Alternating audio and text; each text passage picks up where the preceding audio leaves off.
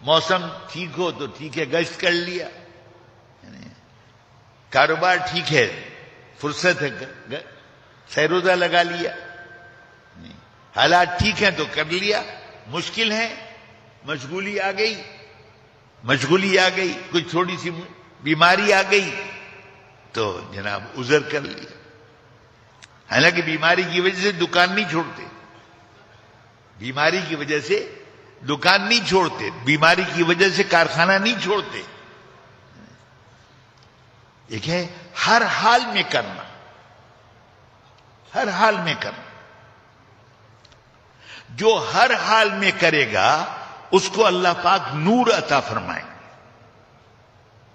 جو ہر حال میں کرے گا، دعوت ہر حال میں دینا، گشت ہر حال میں کرنا، سیروزے کے لیے یہ جو ہمارے سارا حضرات نے نظام بنایا ہوا ہے، حضرت مولانا الیاس صاحب رحمۃ اللہ علیہ پر اللہ پاک نے جو بات کھولی، ان کے ہاں تو وہ یہ فرماتے تھے، جیسے مولانا ابراہیم صاحب دامت برکاتہم بھی رات کو فرما رہے تھے کہ وہ فرماتے تھے کہ ہر امتی ساری انسانیت کا ذمہ دار ہے،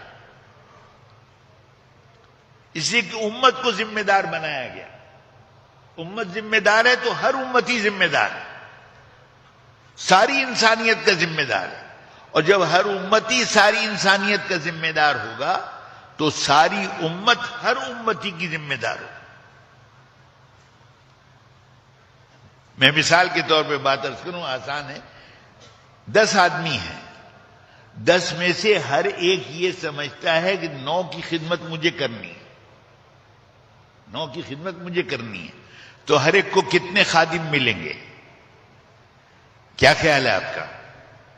10 میں سے ہر ایک یہ سمجھتا ہے، میں اس لیے پوچھ رہا ہوں کہ بھی ساتھ بھی چل رہے ہیں، میں کہیں اور آپ کہیں اور، 10 میں سے ہر آدمی یہ سمجھتا ہے کہ میرے 9 کی خدمت مجھے کرنی ہے، تو ہر ایک کے خادم کتنے ہوں گے؟ 9 خادم ہوں گے۔ اور اگر ہر ایک آدمی یہ سمجھتا ہے کہ ان 9 کو میری خدمت کرنی ہے، تو ہر ایک کو کتنے خادم ملیں گے؟ ایک بھی نہیں ملے۔